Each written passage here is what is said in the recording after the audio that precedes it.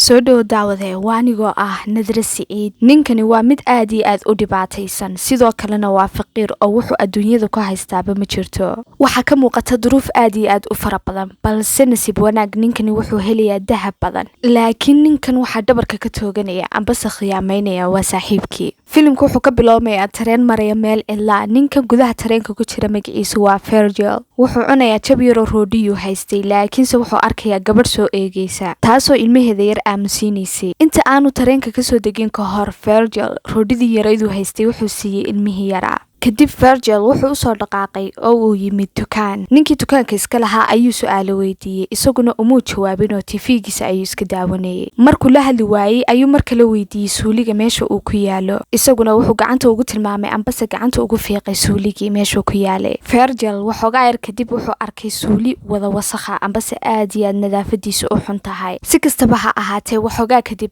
Virgil wuxuu maqlay cod nin kaasoo weydiiyay inuu ahaa ninkii sugayay ambase rabay inuu arko compound ku socda. Isaguna wuxuu si dhaqsale u ku yiri ha. Virgil wuxuu ku jiraa safar aad iyo aad u adag, wuxuuna rabaa inuu tago compound-ka. Waxoogaa yar kadib wuxuu isticmaalay biyo isagoo wajiga iyo timaha iskaga meeray, waxaana loogu digay inaanu biyaha khasaarin oo saas aanu mar dambe u isticmaalin. Muddo yar kadib Virgil wuxuu helay gaari u socday compound-ka. Ninka gaarigan iskale magaciisu waa Keith. Kadib Keith ayaa wuxuu u sheegay ambase uu isugu xisaabiyay lacagta uu ka qaadan doono inay ka badanayso $200, isagoo ugu daray shidaalka gaariga iyo biyuhu uu soo isticmaalay. Runtii arrinkaas kumuu farxin Virgil maadaama aanu lacag haysanin. Jawiga cimiladu aad bay u kulushahay, sidoo kalena Virgil wuxuu dareemay kulayl fara badan. Wuxuu isku dayay inuu aysiga shito, laakiinse Keith ayaa ka diiday arrinkaas, aadna wuu ugu qayliyay. Wuxuuna u sheegay haddii uu aysiga shido inuu matoorka culays ku saarmi doono, sidoo kalena gaarigu xumaan doono. muddo xogaaya markii ay safarkooda wateen, wax yar kadib waxaa ka xumaaday shaagi gaariga ambase ka banjaray. Virgil ayaa wuxuu isku dayay inuu shaaga gaariga bedelo. Daqiiqada kadib waxay arkeen ambase ay la kulmeen laba ay oo isdilaya. Mid ka mid ah ayaa dhaawac loo geystay, kii kalena Keith ayaa eriyay. Kadib wuxuu isku dayay inuu dilo ayga si uu xanuunka u dhaafo. waxoogaa kadib shaagiina way hagaajiyeen, safarkoodiina way iska sii wateen. habeen ay noqotay, gaarigana waxay ku shubanayeen shidaal, laakiinse safarkooda maysan sii wadanin si ay u nastaan. sidoo kalena waxay go'aansadeen inay subaxnimadka safarkooda bartaa ka sii wataan. iyagoo waqti wada qaadanaya ayaa Keith wuxuu weydiiyey su'aalo, wuxuuna ku yidhi maxaad ka doonaysaa compound-ka. Virgil wuxuu ugu jawaabay inuu daydayayo ambase uu raadinayo fursad nololeed uu halkaa ka heli doono. ninkan kale ee Keith meeshaa si fiican buu u garanaya maadaamuu si joogto ah u tago. wuxuuna u sheegay inaanu haba yaraatee wax jaanisa ka heli karaynin halkaas, laakiinse Virgil go'aankiisa marnaba muu bedelin. muddo kadib habeenkaas markii ay waqti wada qaateen, cabbaarna wada sheekaysteen, waxay noqotay maalin. subaxnimadkii gaariga waxaa waday Virgil halka uu Keith ka nasanayay. waxoogaa yar kadib Virgil wuxuu dareemay kulayl maadaama cimiladu aad u kulushahay, wuxuuna isku dayay inuu shito aysiga. laakiinse nasiib xumo sababta awgeed gaarigii ayaa ka xumaaday amba ijiinkii gaariga ayaa istaagay. Keith ayaa ogaaday sababta uu gaarigu u xumaaday. runtii aad ayuu u xanaaqay, waanu ku qayliyay Virgil. iminka wuxuu isku dayayaa Virgil inuu raaligelin bixiyo. gaariga agtiisa ayuu ka dhaqaaqay Virgil. intaanu gaarigii kusoo noqonin wuxuu arkay wax dhulka yaala oo iftiimaya, ciidii dusha ka ayuu ka riday. wuxuuna u aqoonsaday shaygani inuu yahay dahab. kadib cabbaar markii uu aad u eegay ambase uu u fiirsaday, iminka wuxuu isku dayay inuu Keith u yeedho si uu ula arko waxaanuu dhulka ka helay ee uu u malaynayay inuu dahab yahay. Keith ayaa wuxuu isku dayay inuu tijaabiyo shaygan inuu dahab yahay iyo in kale. dab ayuu ku shiday. dabkan haddii uu kalarka ka bedelo ambase uu madoobaado, wuxuu u sheegay inaanu dahab ahayn. nasiib wanaag dahab ayuu noqday, kalarkiisuna ismuu bedelin. runtii iminkana waxay isku dayayaan inay qodaan dahabkan ambase ay la soo baxaan. muddo kadib markii ay qoditaankiisii ku daaleen, waxay arkeen inaan dahabkan sidaa fudud aanu usoo baxaynin. dhagaxaantuna ay aad u adag yihiin. waxay keeneen fikrad kale oo ah inay gaariga xadhi ku xidhaan, kadibna ay dhulka sidaa dahabka uga soo jiidaan. nasiib xumo laakiinse tiina umay suurtogelin oo xadhigii ayaa ka kala go'ay. si kasta way sameeyeen, laakiinse dahabkii dhulka way kasoo saari kari waayeen. iminkana habeen ayay noqotay, iyagoo xaaba soo urursaday.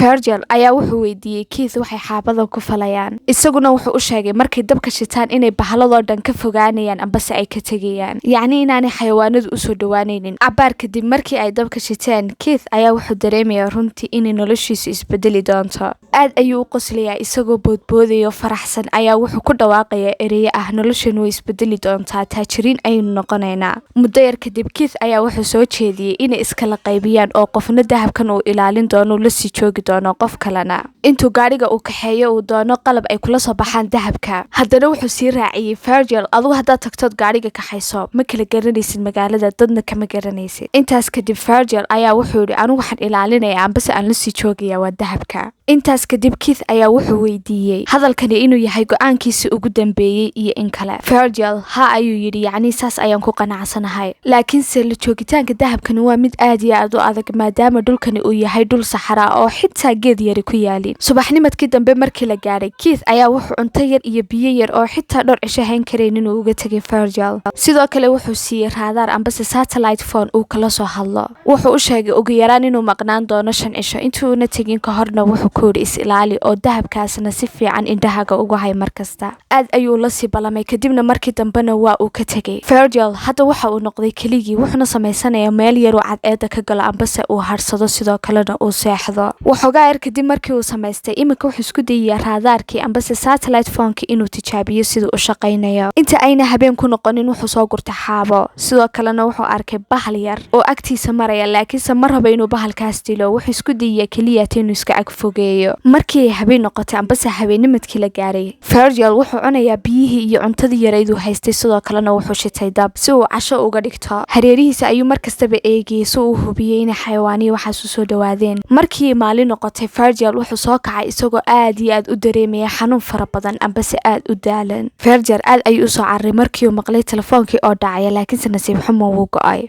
intaa kadib wuxuu u soo dhaqaaqay agagaarka goobta uu joogay si uu arko hareerihiisa waxa ka xiga. wuxuuna la kulmay diyaarad waqti hore burburtay. wuxuu ku fikiray inuu qaato qaybo ka mida burburka diyaaradan si uu uga dhisto meel uu ku hoydo. arrinkaas wuu ku guulaystay Virgil. ugu dambeyn wuxuu dhistay meel yar oo cadceeda ka galo isagoo nasanaya ambase waqti yar qaadanaya. wuxuu dareemay inay cadceed wejiga ka hayso, kadibna wuu soo kacay isagoo ag fadhiistay dahabka kuna dul fikiraya. waxa kusoo dhacday fikrad yar oo ah inuu qayb ka jabiyo dahabkan ambase qayb ka mida inuu markan fikradiisu way shaqaysay oo dahabkii waxoogaa yar baa usoo jabay ambase uu qaatay. kadib waxaa la soo hadlay saaxiibkii, wuxuuna u sheegay inaanu iman karaynin oo laakiinse dhowr cisho kadib uu imanayo cilad ku timi gaadhiga awgii. sidoo kale Virgil wuxuu u sheegay dahabkii qayb ka mida inuu gacantiisa ku hayo ambase uu soo jabiyey. Keith ayaa wuxuu ugu jawaabay inaanu dahabka marnaba ka ag fogaanin, uu ag fadhiyo si uu u ilaaliyo. habeennimadkii markii la gaaray, Virgil wuxuu ag fadhiistay dahabka isagoo sidoo kalena dabka ag shitay. sikadiisa wuxuu ku maqlay codadka ay aad u qaylinaysa oo hareerihiisa joogta, isaguna wuxuu isku dayay inuu dabka iskaga eriyo. maalinimadkii Virgil biyo yar ayuu caagad ku shubanayay si uu cabo, balse wuxuu sikadiisa ku arkay mas agtiisa jooga. wuxuu isku dayay inuu dilo, laakiinse maskii uu ka baxsaday. markii uu sii jeestay, nasiib xumo wuxuu arkay inuu biyihii ay ka daateen. aad ayuu uga niyad jabay, biyihii yar ayuu haystayna inay ka qubteen, sidoo kalena cuntadii waxay u muuqataa mid ka dhammaatay. Virgil wuxuu meel fog ka soo arkay qof ku soo socda, isla markiiba diyaaradii ayuu kaga dhoontay si aanu qofkani u arag. nasiib xumase waa la arkay iyadoo loo sheegay welibana inuu kasoo baxo diyaaradda. waxay noqotay qof dumara iyadoo usoo bandhigtay biyo iyo cunno, laakiinse Virgil isaguu ka diiday inuu wax ka qaato. haddana sidoo kale waxay weydiisay ujeedada uu halkan u yimid, sababta ku kaliftay inuu ciladan keligii joogo. Virgil isaguu iska dhagatiray, manaanu u jawaabin. si kastaba ha ahaatee, gabadhani waxay u qaadatay inuu ninkani wax qarinayo. halkaas su-aalaheedii kumay joojinin, waxay sii weydiisay su-aalo kale oo fara badan. waxay ku tiri xagee ayaad ku wadaa qaybta yare ka mida burburka diyaaradan, xagee ayaad rabtaa inaad u qaadatid. intaa kadib Virgil wuu ka xanaaqay gabadha, wuxuuna uga digay inaanay mar dambe afaarihiisa soo gelin ambase arrimihiisa soo faragashanin, waanu ka dhaqaaqay. laakiinse iyadoo halkaas kagamay harin, waxay aragtay meesha uu degan yahay Virgil. iyadoo ku jeesjeesaysa ayay isku daysay iminkana inay ka burburiso hoygii uu samaystay, laakiinse markan aad ayuu u xanaaqay. si xoog ah ayuu majarafad ugu dhuftay, wayna dhimatay. Virgil meeshuu deganaa meel ka agdhow ayuu gabadha hog uga aqoday si uga aaso meydka. intaas kadib wuxuu ka war helay eeyada duurjoogta ah oo isku daysay inay godkii qodaan si ay uga soo saaraan meydka. isaguna wuu ka eriyey meesha. gabadha meydkeedii wuu soo jiiday isagoo aad uga soo fogeeyey meesha uu deganaa. ugu dambeyn wuxuu ku guulaystay inuu gubo meydkii. indhihiisa waxaa ka muuqda ilin fara badan iyo murugo, laakiinse weli ismuu dhiibin oo wuu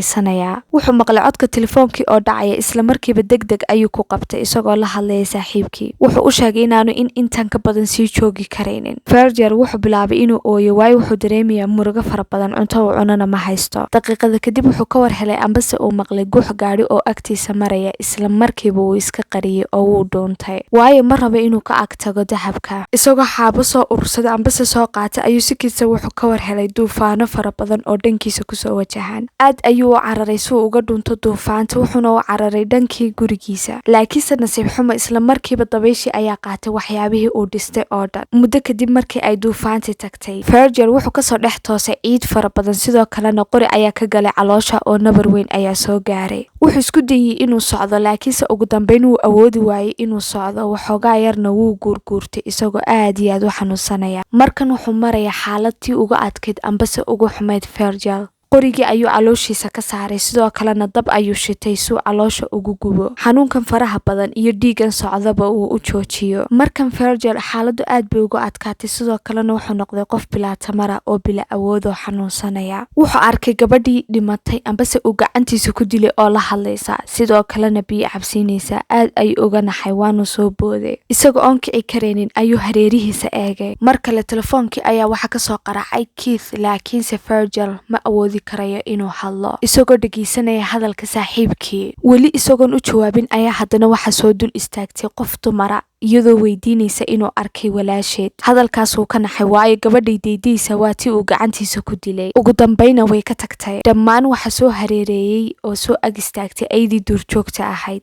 Virgil wuxuu la hadlayay Keith isagoo kule xaggee ayaad joogtaa ambase xaggee ayaad soo socotaa. markan ma laha awoodu iskaga celiyo aydan, aadna wuu u niyad jabsan yahay isagoo dareemaya xanuun fara badan. Keith isagu sigaar ayuuba iska cabayay, waanu ku faraxsan yahay arrinkan dhacaya, wuxuuna sugayaa inta uu Virgil ka dhimanayo, sidoo kalena ay aydu cunayso. Keith ayaa wuxuu kasoo daawanayaa meel fog Virgil oo dhibaato badani haysato, sidoo kalena dhaawac uu soo gaaray, khatarna ku sugan maadaama ay aydii duurjoogta ahaydna ay hareeraysay. ugu dambeyn wuu dhintay, kadibna gaadhigiisa ayuu soo kaxaystay iyo qalabkii uu ku qaadan lahaa dahabka. laakiinse nasiib xumo saaxiibkii wax badanba kamuu dambaynin, isaga laftirkiisa ayaa bartaa ku dhintay, waxaana lagu soo tuuray leeb. qofka dilayna waxay ahayd gabadhii deydaysay walaasheed. labadoodiiba bartaas ayay ku dhinteen, mid ka mid ahna dahabkii muu helin. haddaba daawada qisada filimkan maxaa kaaga baxay ambase waxaad ka fahantay filimka, nagula wadaag xagga commentiga. mahmaah Soomaaliyeed ayaa odhan jirtay wax badso wax beel bay dhashaa. Keith xaggu iska lahaa dahabka oo dhan adigu wada qaado keliga, laakiinse naftiisii ayuu ku waayey. sidoo kalena Virgil naftiisii dhanayd ayuu halis geliyey oo wuxuu doortay si uu ilaalin lahaa dahabka. daawada haddii uu fiideogani ku cajabiyey, fadlan ha ka ilaawin inaad like saarto, sidoo kalena asxaabtaada la wadaag adigoo share garaynaya. waad ku mahadsantahay haddii aad nala joogtay ilaa iyo dhammaadka muuqaalkan. fadlan kusoo bir dhanka YouTube channelka iyo sidoo kale welibana Telegramka. ka mid noqo asxaabta ku xidhan halkaas. waad mahadsan tahay.